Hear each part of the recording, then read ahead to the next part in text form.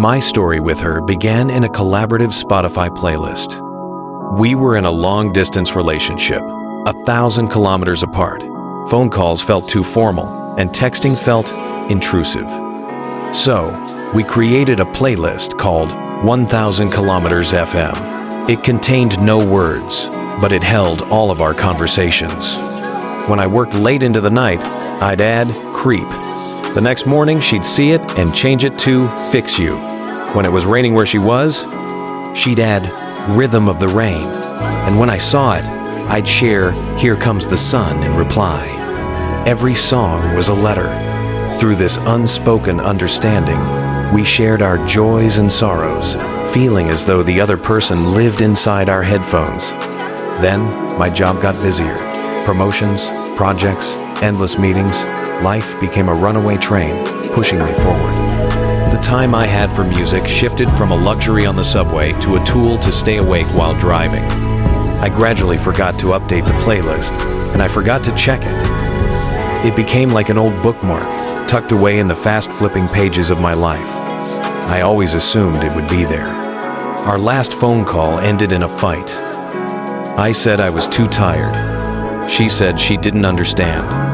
After that, we fell into a long silence. I assumed the playlist, just like our relationship, had stopped updating that day. Until last week, when Spotify sent me my year in review. In the Your Top Playlist section, I unexpectedly saw 1000 Kilometers FM. I clicked on it, planning to take one last trip down memory lane before deleting it. I scrolled from the top, seeing the last few songs from our final conversation. But as my finger kept scrolling, I realized there was a long, long list of songs below them. All of them were added by her, alone. There was Apologize after our fight. There was Someone Like You during the long wait. There was Let It Go when she seemed to have decided to move on. There was the hopeful New York, New York after she moved to a new city. And there were so many more songs that chronicled the countless days and nights she went through by herself.